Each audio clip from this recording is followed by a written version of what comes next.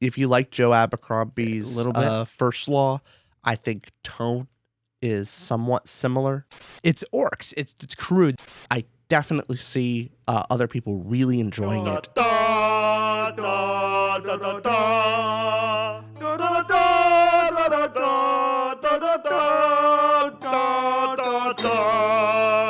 Welcome back, everybody, to another To the Ramble episode. My name is Austin. And I'm Richard.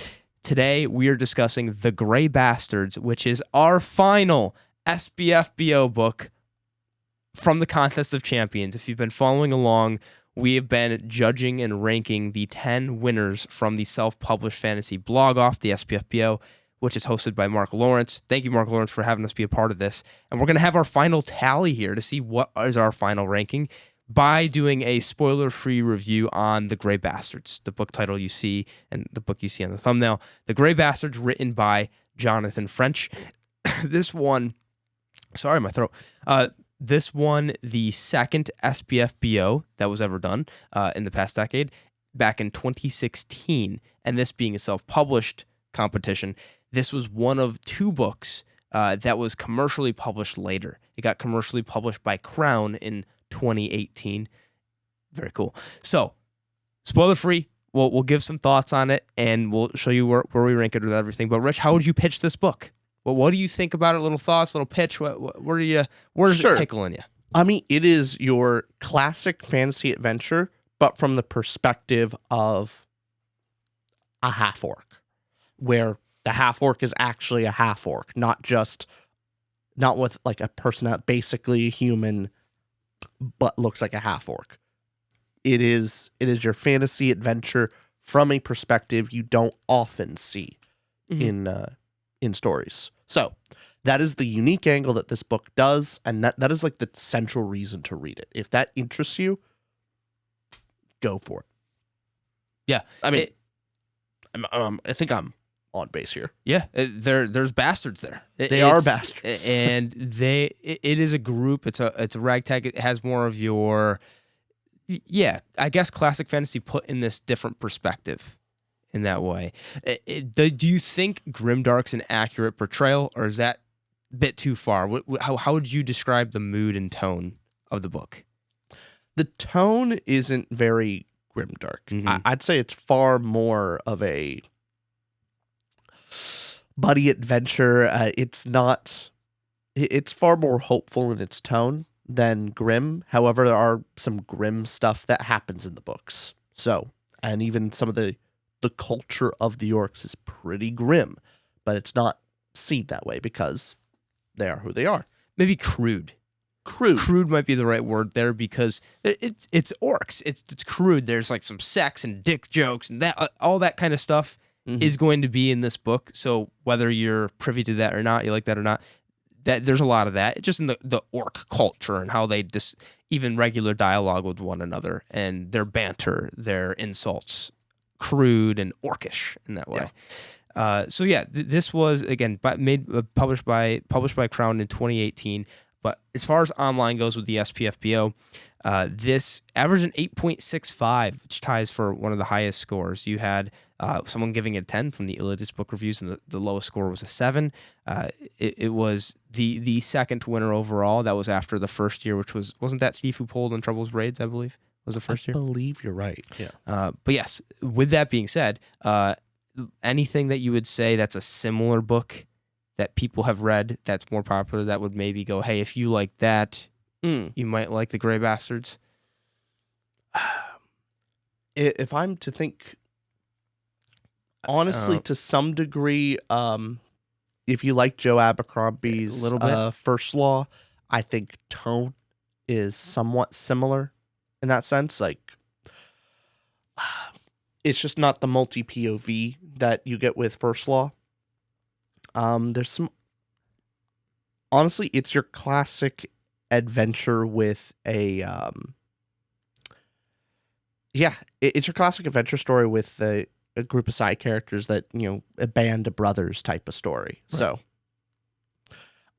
I'm failing to think of other books that specifically, because I'm thinking just very broad of it, I'm trying to think of a very specific example. No, that's fair. Because I was asking you more mainly because I couldn't think of a great comparison 'cause- myself. At least a more popular book, but yeah, that so it's a little bit unique in that way. That's what you get out of self-published books. So that is a neat perspective. But with that being said, Rich, do you want to get to what's your spoiler-free rating of the book, and we can see where this lands? Like, what were your personal thoughts on it? Yeah, so during the reading experience, I was a little bit all over the place here. But my overall score has settled right now at a 2.5. Disappointed for you? Disappointed. And it is for a couple key decisions in the book. I wasn't disappointed all the way through, but we'll get into the details. To me, Actually, the ending really rubbed me the wrong way, and then specifically character issues that colored my opinion. However, I did actually enjoy most of my time reading it. So that's my thought. That's why yesterday when you were still reading the book, you had a couple hours left, we were talking about a point in the book that you enjoyed. Yeah. That personally, like the ending, I had a little issue with. But with that being said, I gave it a 3.25, somewhat good. And I overall, like you, I think there's especially the midpoint of this book I was very invested in, and I had a good time reading it. But grand scheme of things, it did some things that I thought were interesting, but then the ending I thought could have leaned into more of that uniqueness. But it's well written, and you'll get for the target audience for this. I think definitely does its job. But this is far more of a I am personally disappointed rather than like I definitely see other people really enjoying it and fully supported. So we'll talk some details of like what people should read this, and I would recommend this to a lot of people. Yes, and but there's some points in this that I was like, oh, didn't like as much, and there's points that I did really like. So it's a mixed bag for me, but leans on the somewhat good overall. But yeah, so For Grey Bastards, with me giving it a 3.25 and you giving it a 2.5, that makes it a 5.75, right? Average there, and that puts us tied with Small Miracles. Interesting. Now, with this being our first tie, so with Small Miracles, here's how we can compare it. Okay, we'll have to figure out what our we do some math. Well, my score may change by the end. I guess that'll decide it. We'll see by the end. Let's see.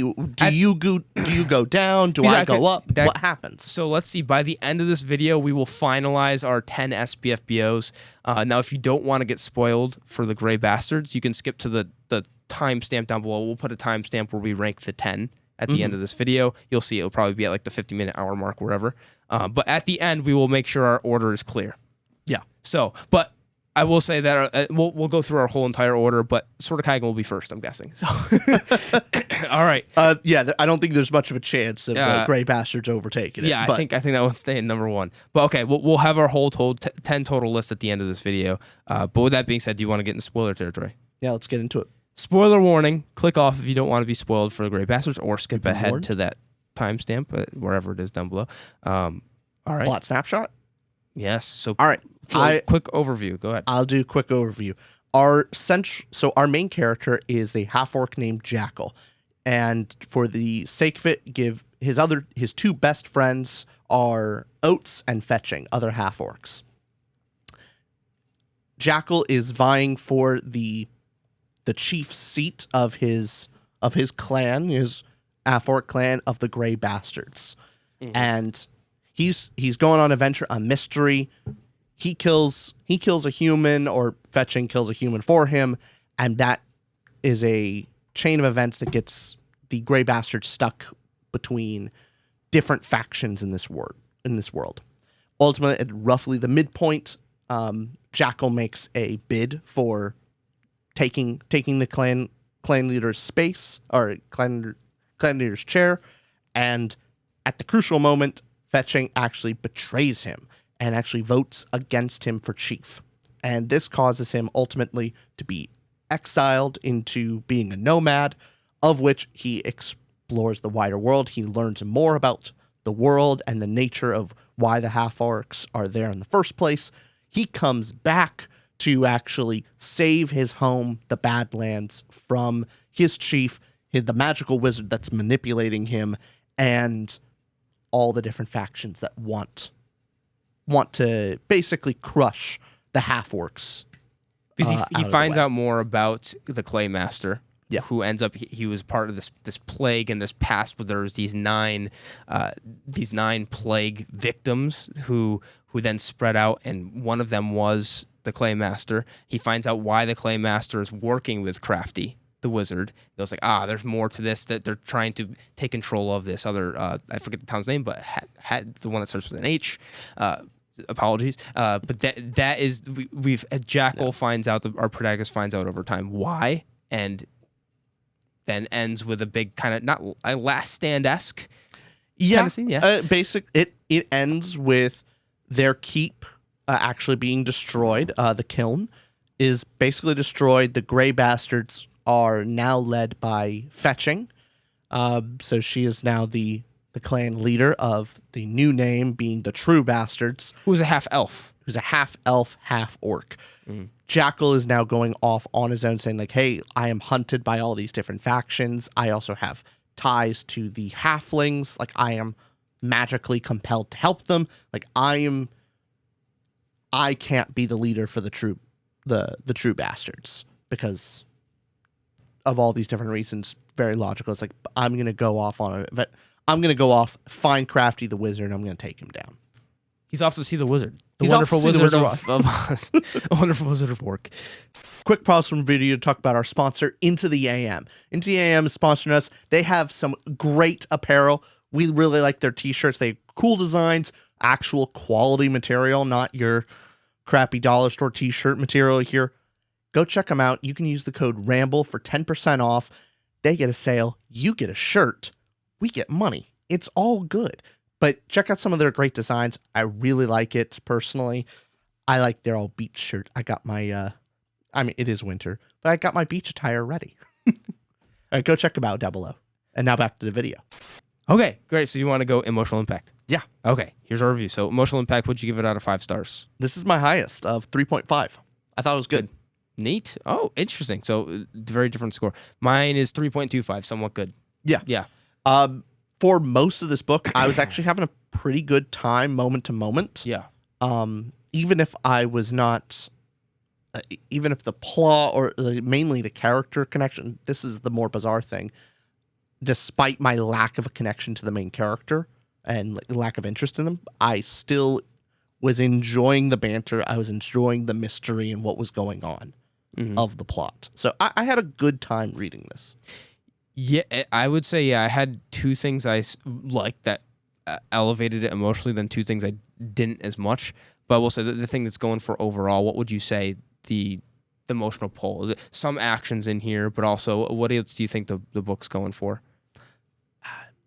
It's a lot of it is about loyalty.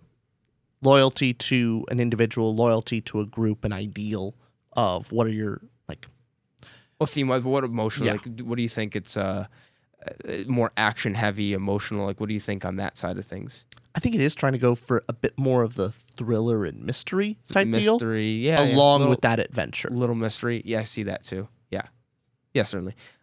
Yeah, for me, the things I did like, one was a little bit of the orc politics and just how vying for Claymaster and finding out just how orcs this culture kind of live goes more in world building stuff, but I was interested in it. But as far as moments that I was invested and emotionally pulled, that midpoint where Fletch betrays Jackal, which Jackal didn't see coming, the Claymaster didn't see coming, and I as the reader didn't see coming. I thought that was a really good twist because I was so curious about her motivations, and that moment made the book feel very different than the way I thought it was going. I thought I had the book figured out, and that we were going to have this kind of plot with Fetching, getting control of the kiln, of the Grey Bastards, having control there, and then this being more of the Crafty having his plans with Jackal, of Crafty having more to be said. Like after Jackal takes control, it's actually not what he expected, and he finds out more about why the Claymaster, like what he's protect. I thought it was going that direction, but then when Fletch betrayed him and her reasonings for it, I was really curious and interested in that. Going, okay, Oh. she did this specifically for the greater good of the Grey Bastards. Jackal wasn't the right person, and we saw her personality was a little standoffish, and she was hiding more than we thought. And Jackal's the one who got her into the Grey Bastards in the first place with Oates. How could you do this? So you feel the betrayal that Jackal feels, but when she gives her reasonings, you're going, well, it makes sense from her point of view. Like she had a decision between her personal loyalty to an individual and her loyalty to her group, and she made the choice of her group. And at that point, I was like, "Oh, this is interesting. She's a very interesting character." And yeah, that was a highlight. That was a highlight of the book for me. I would say why that dampened a little bit in the ending, because we find out that she was forced to lie because of the Crafty, and because she was being forced to say that, which that also makes sense. That doesn't break anything. It's just it's less interesting. It was less interesting than her actually believing that and having that conflict between Fletch and Jackal. And that's a fine way to go. It's just I was like, I like the direction it was going with her betraying Jackal and justifying that and potentially being more of a source of conflict. Oh, and I could definitely see, like, if that kept the direction, and Jackal ultimately going the direction of, hey, look, you betrayed me personally, but I can't fault you. Like, you had the right to stand up. Like, we are equals, and you chose the group over me. I get it, and we can bury the hatchet, but also, I'll never be we can't be friends again. I can't trust you in that same way before, but I can respect it. Like, I thought we were gonna have that kind of tenuous relationship between them going forward, and now it's just they're okay. They've always been friends. Like, she didn't betray them, so yeah, it's way less interesting.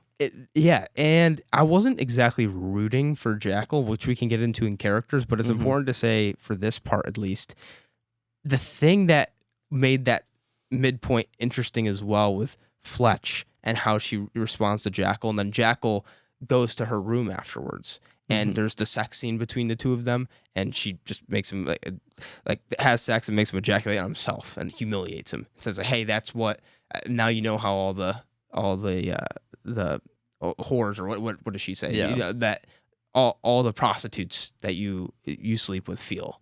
Now you know how they. And when she did that, and that little humiliation from Jackal, I wasn't sure, because Jackal's a character. I wasn't sure how much I was rooting for him, how much I was supposed to root for him. And when that happened, I was going, oh, it built to that resentment that, did Fletch have resentment for Jackal as a person?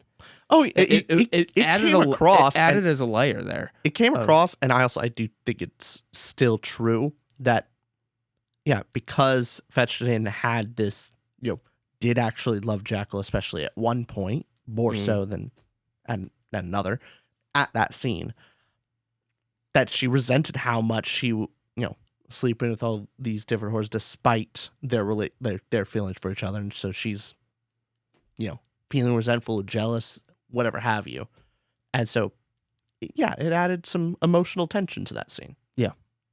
Anything that stuck out to you as another scene emotionally at all?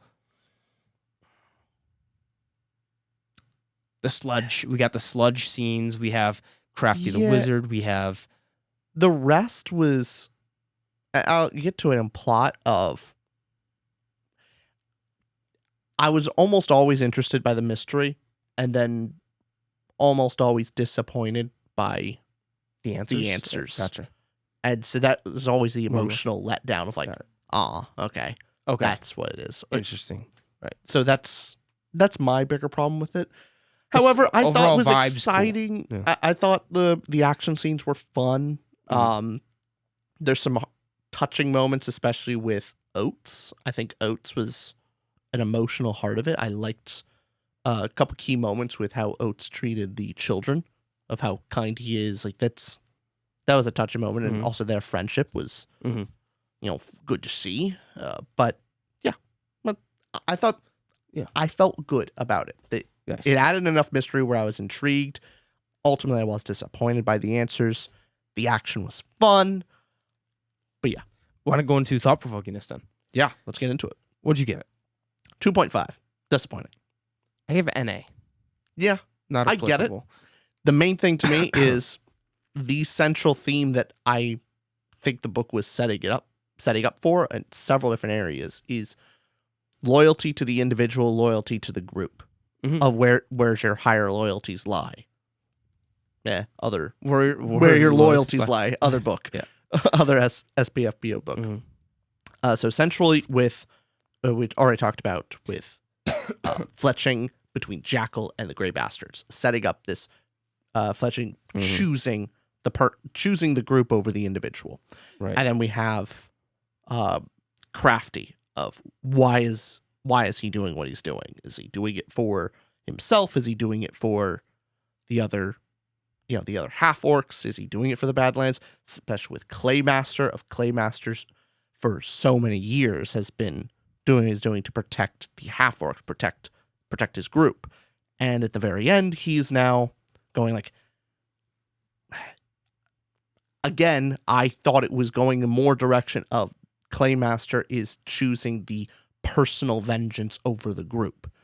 And the ending really shows something else. And so I think a lot of these group versus individual loyalties fell flat because they all kind of work out to there is no actual distinction.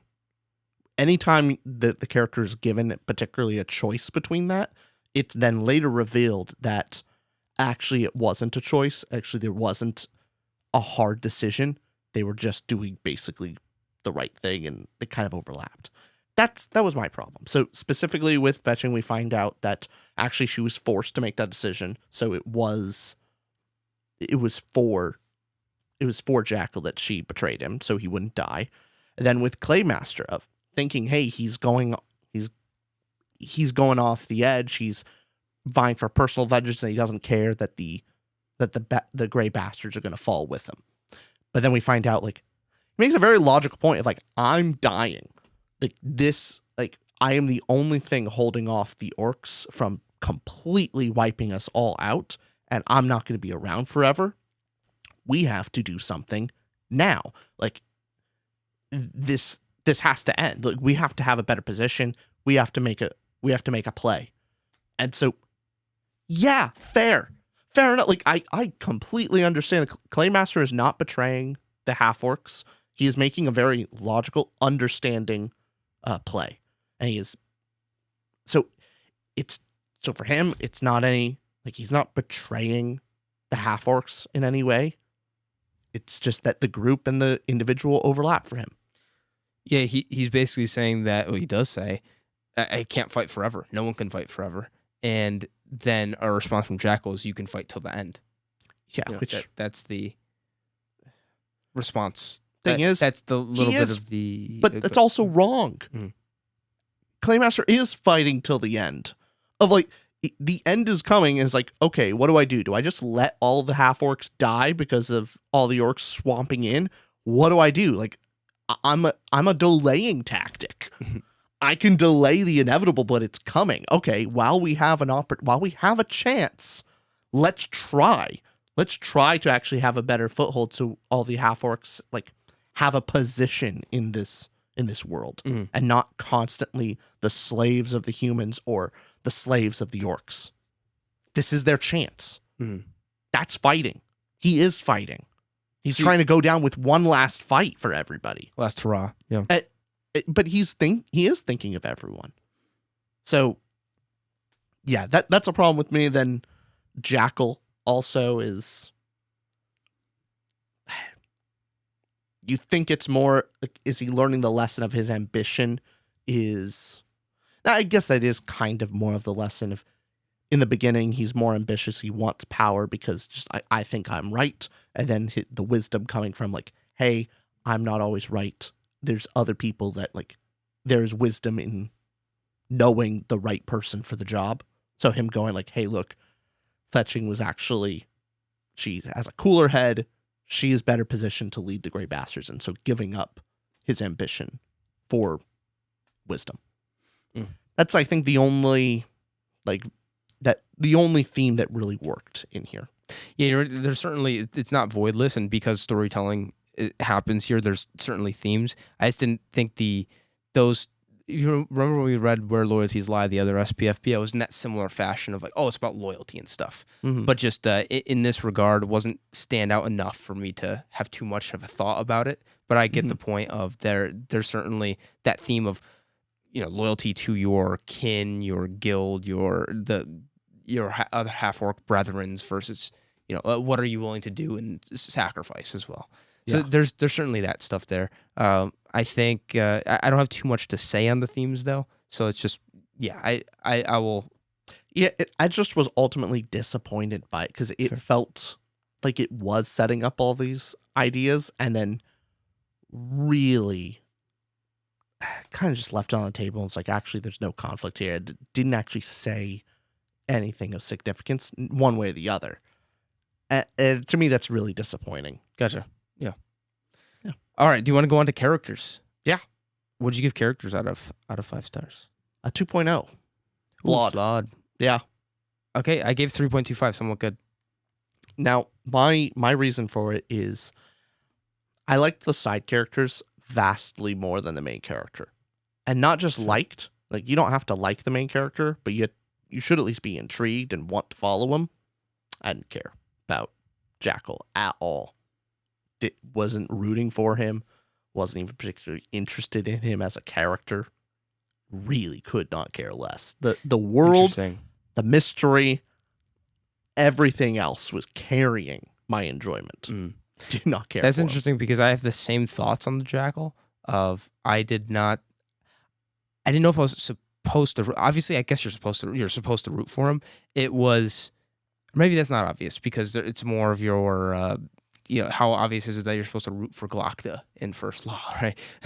I think is more obvious than that. Like that's what I mean. Where it's the case of obviously he has this gray morality in a way. He's an orc, and you're following him, and I guess the introduction of him and his treatment of prostitutes and just how he acts. The admiral thing about him is supposed to be look at him getting Fletch in there and look at his friends with Oates and how he's the camaraderie and him taking one for the team of saying, no, I actually killed Garcia. Or sorry, I killed, was it Garcia or did I get that right? But whatever. That was me, not Fletch. Mm-hmm. That's supposed to be more the getting you to see his good side and root for him. But with that being said, there wasn't anything in particular that was not that he had to be honorable, but there was something about Jackal's character that when Fletch betrayed him, I wasn't going, oh, I didn't have that emotional reaction of how dare you, Fletch, do this to Jackal, because I guess some of his aims were a little. He wanted to take down the Claymaster, get into power. It just seems like he was just so incredibly reckless the entire time. So if you're Fletch, you go like, yeah, maybe he wouldn't be a good leader. Like, fair enough. He's very impulsive and doesn't clue people into these plans and an interesting just runs into problems. An interesting route with his character. This is a little bit of a different book at this point, but you would have with still staying in the context of the book. That midpoint happened where Fletch betrays Jackal, and the end lesson for him as the book progresses, if Fletch actually did betray Jackal, and that was the case, and Jackal has to learn something about how he was blind to it. His ambition was more blind, and the people he thought he was close to actually treated poorly, or there was something about he thought he was this leader and could have this leadership role, but truly he was less considerate of others than he thought he was. And this maybe theme of loyalty and like your friends around you and your kiln, did he care about the wrong things? It was more of an introspection of that. With Jackal would have been the more intricate character thought process, but then it went down the route of everyone's basically on the good side. No one betrayed anybody. Yeah, that was a less interesting route for me, but I still did the camaraderie with the group, I guess, with Oates and Fletch and Crafty is a wizard too, or the Claymaster. All of their reasons, they all felt like very real characters in the world to me. But I will say that Jackal, I was less interested in Jackal than the side characters. Oh yeah, sure. And I think it's to an extreme that I completely agree with you. Yeah. But I think that's a significant flaw of our POV main character, I am so vastly uninterested in him. Mm. That's a significant problem, especially with a bunch of mystery leading up with him, of especially him being a nomad going forward in the book, that he's going on this mission alone. He has he has the special magic bones, and he's got this like all this stuff that's wrapped up with him. I'm like, he's literally the least interesting part for the story for me. That's a significant flaw. Like, despite my and intrigue into Fletch, Oates, even the Claymaster and Crafty. I like Crafty's character. He's fun. And so, yeah, that's... I somewhat liked Starling when she was given something to go for. So, yeah. I like how they treated Doria, or what's her name? Or the Who are you talking about? Everybody loved her. D. What's her name? Let me find a character sheet. Hold on, Are you talking? Describe is it the female half orc that was kind of their mother figure? Yes, I think that's Beryl. Was it Beryl? Oh, it sounded like a D on the audiobook. Okay, Nah, it could have been Beryl. But I like how through her we got to see the personalities of everybody with how much they liked her. Was nice. That was a fun that we had that unity, and it felt like a group, as the Grey Bastards felt. I also give a little bit of credit. You know, when you think of Bridge 4, or you think of the Howlers, or you think of a group, the Grey Bastards certainly felt like a strong unit. As I saw the camaraderie, I saw why they were a unit and why they were a group. And even though it did go down that route in the end of them being, there not being a betrayal and them being close, I think of the Grey Bastards. Well, now they're the True Bastards, right? Is that the new name? Also makes sense because Fetching is not gray. I believe she still has great skin. So at least how I remember in the introduction of the book how she described. And so the group itself came across well as well. So I didn't hate the main character as much as you did. Maybe I definitely wasn't like as interested, but it wasn't like a book. Sorry, I'm going to anger people, but with this and Strength of the Few, you know. But he certainly was. Weirdly enough, I was thinking as I was reading it, how much am I supposed to be rooting for him or not?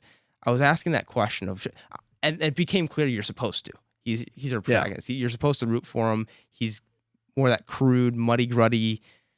You know, it's this different world. You're also following an orc, and it's taking that classic fantasy but following orcs. So, yeah, it is also strange. I feel like he's supposed to come off as relatively intelligent, and yet not. I don't know. He seems to be about as intelligent as the book demands him to be, because he makes a lot of dumb decisions and kind of barrels through. And it's like, yeah, that's the orc thing. Like, I get it. But then other times he's supposed to figure out this mystery. It just doesn't. I don't know. It's very middling that I'm not exactly sure where I'm supposed to land. Is he smart for an orc? Is he just kind of dumb and full of himself? I don't know. And then he meets his basically mentor figure, where Warbler meets Warbler, and Warbler gives him the background and backstory to what actually happened, because Warbler was the second in command to the Claymaster. Again, there was that interesting stuff of Warbler and Claymaster having this past in history, Claymaster having his motivations for, hey, he's dying, we need a last move, what can we possibly do?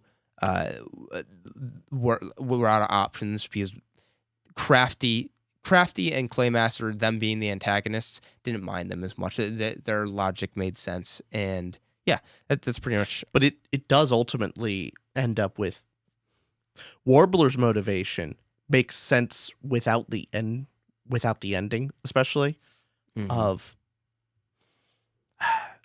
Warbler knows that, hey, Claymaster is making a lot of dumb decisions. He's losing it. He is going to run the Grey Bastards into the ground. Like, completely get it. However, him taking control, like, you kind of think to yourself of, Warbler knows that if Claymaster's gone, like, the Badlands are gone. Like, he understands just as much as Claymaster does that, okay, great. Let's Let's stand up for, like, let's give the Grey Bastards a leader they deserve. Okay, great. And in 2 years, when the orcs come in, you're all dead. Warbler knows this. So what? Because I know it was kind of set up of Claymaster's too focused on the past and he wants personal vengeance. And Warbler's like, no, hey, I've given up some vengeance for the sake of the Badlands, like for my family, for my home. Like, and that's the priority, to protect my home. That's what Claymaster's doing. He's trying to protect his people. Do you want to go into plot then? Yeah. What'd you give plot out of 5 stars? 2.25. I could be convinced to lower mine here, definitely. I give it 3.25, somewhat good. Yeah. The ending portion went the more traditional route, I guess. The ending is the most disappointing of really did not like it being revealed that Fletch she was forced to betray Jackal. Way less interesting than if she actually truly believed it. But beyond that, everything with Claymaster and supposed to be this, like,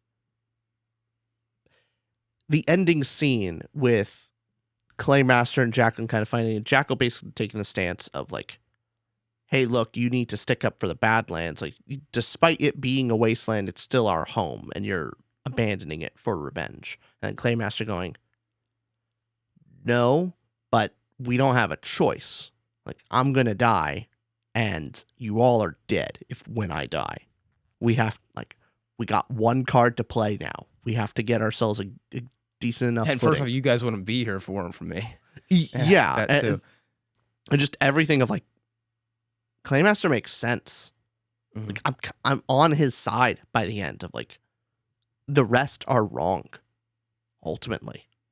And, like, just a pure logical point of view. Like, is Claymaster wrong in the sense of willing to massacre all these different innocent humans? Sure, bad.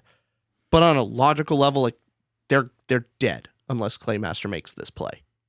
Well, it's something about the plot that even though that I did enjoy somewhat, is that their motivations were clear, made sense, and we had, from the antagonist's point of view, why they're making their decisions. Yeah. So I did like that portion at the very least. I think, how would you explain the plot structure where we get introduced, the very first scene of this is we get the confrontation between the Grey Bastards and this kill that Fetch ends up killing, killing this person. And so what did you think about that and the inciting incident, how that drew the story in and pulled it through?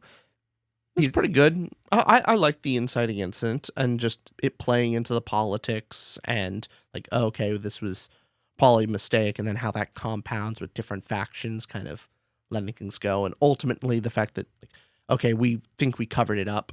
Actually, wait, the horse got back to the Castilian, like,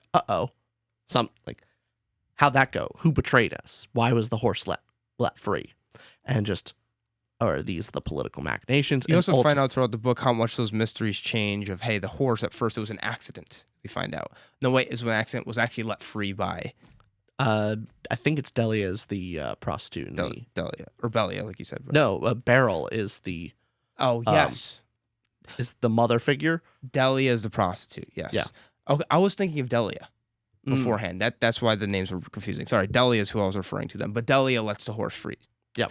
And so that we find out that about the horse. We're also discovering there was the whole side plot with the sludge.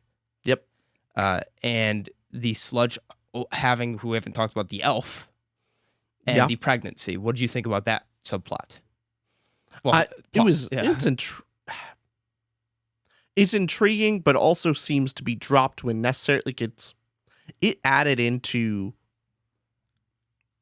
Jackal's character of very much like he is led around by his loins, of, like, he's willing to be kind and heroic basically for any, like, woman, and treat, like, that's his moral compass effectively.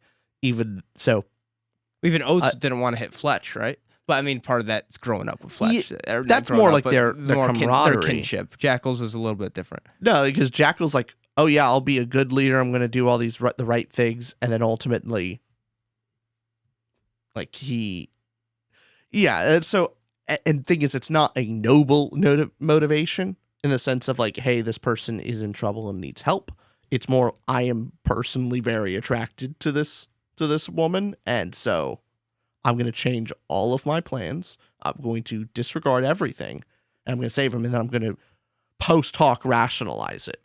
And it seems like a flaw generally to me, just because of how he rationalizes it in the end. But yeah, with the elf girl, like it was fine, but it seemed like it was dropped when it needed to be and then picked back up when the plot demanded it. Didn't seem as coherent and, weave together as well as maybe I would have wanted. And then we find out through I would say it's especially the first half of the book where the plot was really interesting and well done, was more so the Crafty and Jackal going on their little mini adventure, and Jackal leaving the Grey Bastards in the beginning too. He goes off on his own. He knows he's not going to be able to come back, welcome them open arms. He's doing something wrong. And so he leaves, and he's there with Crafty, and Crafty is talking him up and seems to be on Jackal's side. And then we get back with the kill. We get back there with the Grey Bastards, and as he's Crafty is already talking to Claymaster when he gets back and returns, and reveals to the Claymaster about the elf as well. Like, reveals more than they discussed privately, and goes like, oh, he wasn't supposed to say that. And then he talks to Crafty saying, why did you say it? Crafty's playing him a little bit, and we find out that there's more to this, and there's that intrigue of what is he planning? What's this crafty man crafting, right? What's the wizard doing here? And so then the plot scene that certainly sticks out to me still is like just well done and effective. I was like, oh, damn. Was that midpoint of building up how the voting works in the politics here? Like, so everyone, puts their axe in, and here's what happens if there's if you end up losing it, you get an axe thrown. I liked how that was set up, that when it came down to the votes, it was tied and Fletch makes that decision. We know the consequences of that from it being built up. We know that we know what's going to happen, but also the surprise of it, of the hints and nods to Jackal doesn't know everything that's going on, and it was so believable that Fetch was a part of something and there was more to it. Now, I really enjoyed that, and that was very well done. And also when he had to get kicked out and leave, and you kind of had this, what you typically see as an inciting incident in the beginning of a book where our character's town is attacked or something happens, and then there's this call to adventure for your typical hero's journey. If you then have to go out there into the big wide world, this happens in the midpoint for him. It was also the like this whole save the cat as you write a story. Save the cat. That's for screenwriting, but it's also how to write a book, right? It's the low moment, yeah. But for the midpoint there's either the false defeat or false victory, and in this case, it's the false defeat, right? Yeah. Where it's the he loses in the middle, but it's the false loss, because then after that, then you have your build up throughout the rest of the book. Okay, how do you face this false defeat? Now he's starting to build back up, get a team. Then he has victorious moments of building. Then there's your little all's lost and jump back. That I liked how that was structured overall. And the drawback for me is more the ending of the stuff that I really loved there. I wish it leaned more into that direction in the finale with, as we've already just repeated with the Fetch stuff. I wish it leaned more into that. But you have your last stand. You have your, I get it, went your more classical fantasy route, but certainly memorable enough. But that's my overall thoughts, though. I do mostly agree with you there. However, I do want to say like two central plot points that kind of rub me the wrong way, and I want to see what you think about it. Yeah. It adds to the believability. The sludge and the orcs. Sludge and the orcs. I feel like the sludge is... It really felt like he was as powerful as the plot demanded it in the moment. Of course, yeah. And it wildly back and forth of actually the sludge is just this unbeatable monster, takes out all these orcs, like undefeatable. Only Crafty's magic can handle it. Sure. And then not that. Of basically like Jackal and all them kind of stand up to him, and like their fight, it did not make too much sense. And I think what's a worse version of that were the orcs in general. It's initially set up of like Orcs are incredibly powerful. They are a serious threat. They're more powerful than half-orcs, humans. The only reason the half-orcs have a chance is because they're on their mounts, they got their hogs, and they can pick them off at a distance, and they can pepper them with arrows, run around, and tactics, and because they're cavalry. That's why they're able to succeed. And then, along with the centaurs as well, the centaurs are supposed to be incredibly powerful, and like going, okay, it is supposed to be a disaster level event. And when we see Jackal and the other half orcs go up against both the centaurs and just like it's what, like 6 of them charging like over 100 centaurs, and they just barrel through, and one of them dies, but the rest are like perfectly fine. And it's like, really? Okay, these centaurs aren't real much of a threat. You're butchering them. And then same thing with the orcs of like, it's 9 of them going up against 300 orcs, and they're doing pretty well. They're not doing that bad. Like, yeah, they lose in the end, but like they're cutting them down. I'm a little confused of how actually much of a threat. Power dynamics. Yeah. The threat of the orcs doesn't seem as threatening, especially by the end. I'm like, these orcs even really, like, they're supposed to be built up as like such a significant threat, and now I'm just, they seem like just another half orc or another enemy, or even honestly worse. It seems like half orcs are better than orcs in general. The wizards certainly feel powerful. Yeah, the wizards are powerful. Like, what the hell can they do, right? Do you want to get into world building then? Discussing with the sure. The orcs. What would you give that out of 5 stars? This is where I could probably move a little bit, but I initially gave it a 3. Neutral. The things I liked the half orc culture. I liked everything with the kiln, how they do their politics, how orcs treat each other, their style of comedy, how they deal with relationships, like all that. The wider world, really neutral in, and just so balance there, yeah. Balance there. I give it a 3.75, really good. Yeah. Yeah. And basically agree with I like the orc culture, how their voting works, which just discussed a little bit. Also the reasoning on how, we're going to raise yours a little bit for world. I'm already thinking of like culture to me matters far more than the wider world. I really thinking as much as I like it. On our 5 stars of forget reality versus 1 stars no immersion, like I was certainly immersed. I certainly felt like this was a real culture. The Brotherhood helps too with getting the gray bastards in their rapport. But to me, that the orc stuff and the centaur stuff of the power dynamics really does pull from the world for me. Of like, I do not see them as a significant threat anymore. Same thing with the sludge. I'm going. There's a couple of notes that I really liked about the explanation for why the orcs fight there as well, of just how the map worked. At least this was my visual in the head too, of the orcs not being able to swim. There's a large spans of water for them to cross over land, but there's this one portion where they're strong enough they can swim over a ford.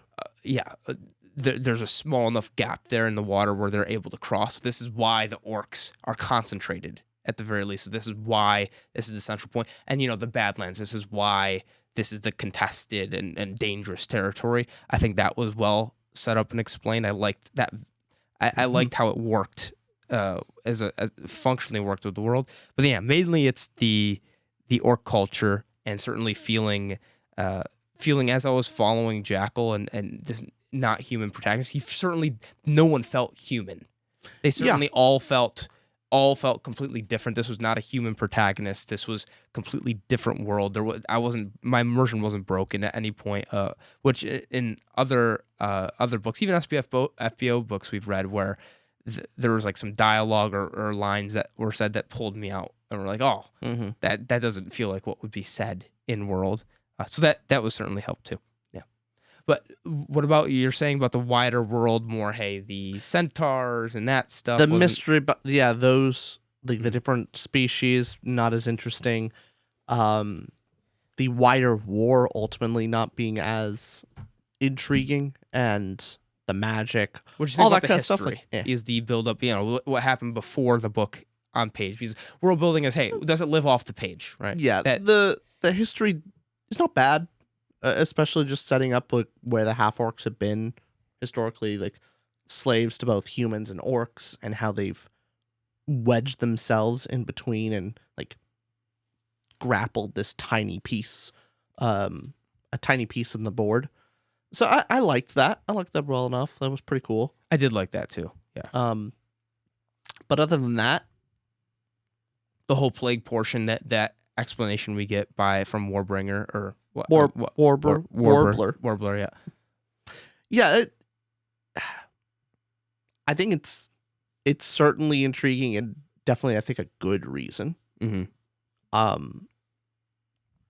Yeah, no, it made sense a lot, but there is something to be said of like the magician's plans of like creating this virus or this magical disease, and like I would think they would know it would affect humans. Like, so why did they willingly go up? Like, or is it justification of they weren't able to complete their experiment? Like, they were working toward trying to make the plague that only kills orcs, but because they didn't finish their experiments, and it affects both humans and orcs. Is that the whole? I think that's the justification of why the wizards would even go down this path. Because it doesn't make sense to me of why they would make a disease and be like, yeah, this is a great idea. Like, let's kill both sides. Awesome. Yeah. What are your thoughts? Am I right on base here of because they didn't complete the experiment, that's why it's the way it is? I believe so. Okay. Yeah, I think so. I think, and also, well, especially too, because this, what was it? There was 9 of them, right? No, 8 or 9. There was 9 of them, including Claymaster. The Claymaster alone made him a threat. Yeah. In that way as well. So it's like, yeah, I think that's the explanation for the most part. I also was a little vague on some of the when we left the kiln. So this is, I guess, wider world stuff. I was a little vague on the wizards, and maybe we're supposed to, just like the wizards' background and history. Mm-hmm. But I think that's supposed to be the case of where we get the little glimpse of what the wizards, but they're supposed to be the uber powerful, more ethereal. You see what Crafty's able to do. They have their own politics to play. They are their own faction in and of themselves. So that wasn't fully delved into, but I'm imagining since this is a series where now that he's going after Crafty, where the book ends of we're not letting him escape, go after him, and Flesh's last words to him is, go get it done. Yeah. That will probably be explored in the future books. That is my guess. Yeah. Okay. All right. Anything else? Want to go to Prose? Let's go to Prose. I gave it a 3.5. Good. I completely agree. It's good. Good. 3.5. Good prose. The character voices definitely feel not human, which is very important to me in this book. If we're following a bunch of half orcs, they better be more orcish and not completely human. Right. That worked really well. Their camaraderie, the banter between them back and forth was good. The descriptions and fight scenes were fun. So all good stuff. Yeah. I was not taken out of the story with the writing. Agreed. Yeah, good overall as well. I think the dialogue was the more well-done portion too. Ditto to what you said.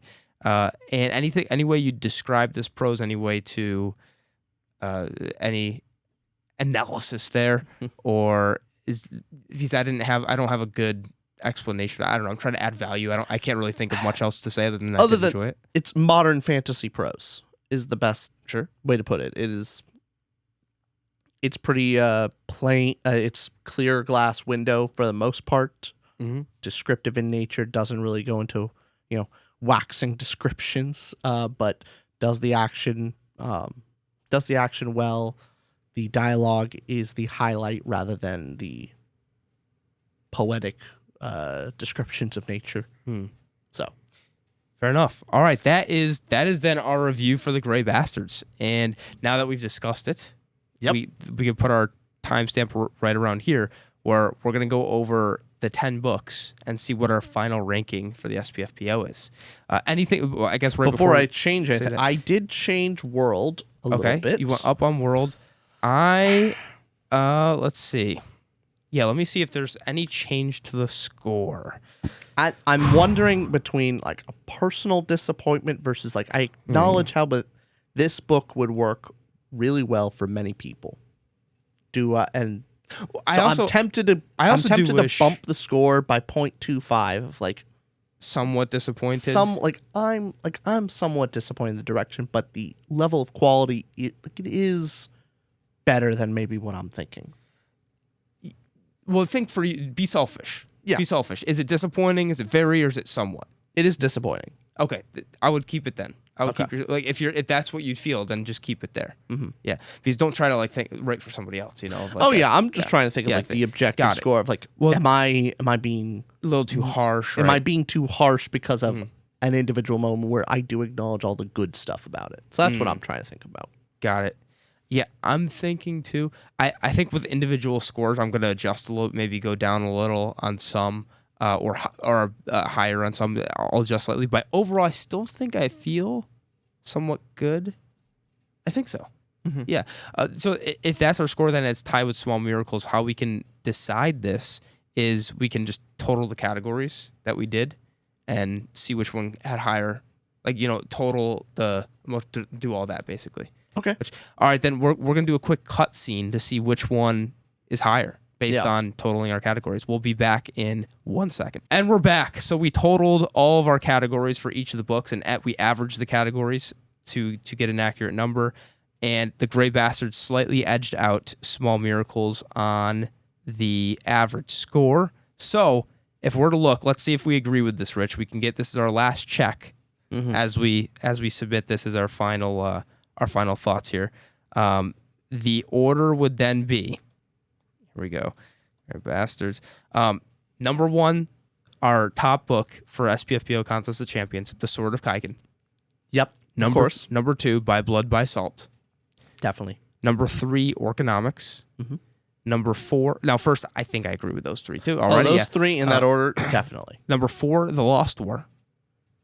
Number five, Where Loyalties Lie. Number six, The Thief Who Pulled on Trouble's Braids. Number seven, Gray Bastards, The Gray Bastards. Number 8, Small Miracles. Number 9, Murder at Spindle Manor. And number 10, Reign and Ruin. Does that all sound right? For me, I would put Small Miracles above Gray Bastards. But Personally, but for our overall score, yeah, that's as close to right. By the averages, completely agree. Yeah, I would say, so looking through that, I agreed, yeah. Yeah, my only quibble is that middle one, and it's close. Yeah. I get it. I see it. Yeah, fair enough. So, but that's our order, though. Mm-hmm. I don't think any, little quibble there, but otherwise, I think... Especially with you disliked Small Miracles far more than I guess was that's disappointed with. Yeah, that's what it is. I think that's why they're flopped a little bit, yeah. But okay, that's our total then. But for the most part, too, yeah, I like this list. I think our list is correct. And it is the correct list. All the other judges should look at our list. Yeah.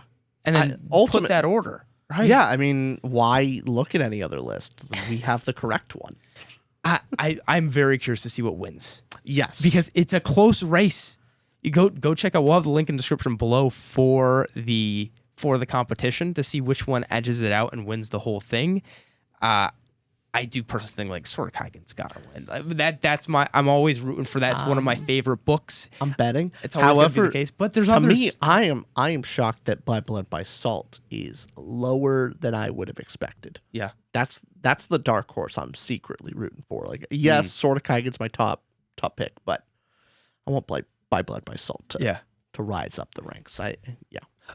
Want to do a quick peek to see, as of we're recording, what it's at? Sure. Let's see, SPFBO Contest of Champions. Here we go. Now, this is not all of them are submitted yet because judges are still taking part. The Captured in Words still has to submit a lot, and before we go blog, etc. But currently, It's Sword of Kaigen, Orconomics, Small Miracles, Blah Blah Blah, top 4. And it goes on from there. So we'll see. We'll see. All right, we'll find out. But thank you all so much for watching. Let us know what you think about the book down below, and we'll catch you guys in the next one. Bye all. Bye, everyone.